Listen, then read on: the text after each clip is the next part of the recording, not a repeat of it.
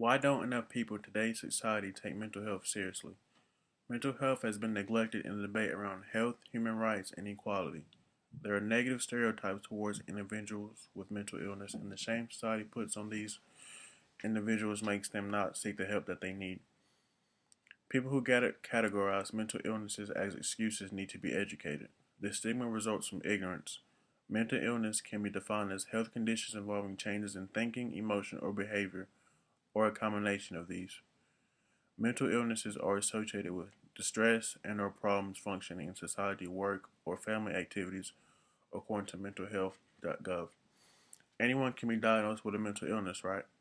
Often on social media, we see people posting they suffer from depression or anxiety or some sort of mental illness, but people who make this claim never back it up with concrete proof. Those individuals are making an assumption. But among the most troubled members of our society, those in prison, half will receive a diagnosis of a mental illness, according to HUDpages.com. In their cases, their illnesses are worsened by drug use or caused by it. Members of the U.S. military undergo lots of stresses, including combat and long separations from their families. But even here, diagnosis rates are about 25%.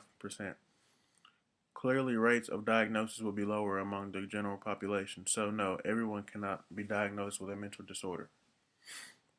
There are a few reasons why society's response to mental illness is awful. Part is because there are psychological experts who are to blame because there is an excuse of misdiagnosis that come from psychiatrists. Some disorders are overdiagnosed and make disorders seem made up. For example, why is it that every child that goes in for an evaluation turns out to have ADHD? And then most of these children grow out of it. This leads people to mistrust them when a common mental disorder is described as an epidemic. People say there's nothing wrong with people who have anxiety, they're just normal people making excuses. Psychiatric testing isn't as scientific as it should be. People don't believe in what they don't see or understand. Diseases like cancer, tuberculosis, AIDS, they are visible. You can see the person is dying. You can't see much with depression. You just see a person with a low spirit who refuses to do any work and spreads negativity.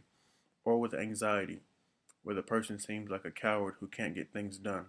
Or insomnia, where the person just drinks too much caffeine. It's not apparent to them that what these individuals are going through is out of their control. Today's society wants to hold people accountable for their own actions, so we're unwilling to give them excuses. When someone does a terrible thing, we're upset with them and want them to suffer. We want to think they must have known what they did was wrong. Our society finds it hard to accept that there are people who really have no control over their behavior. It goes against the idea of free will that explains good and evil in religious and in basis for our justice systems.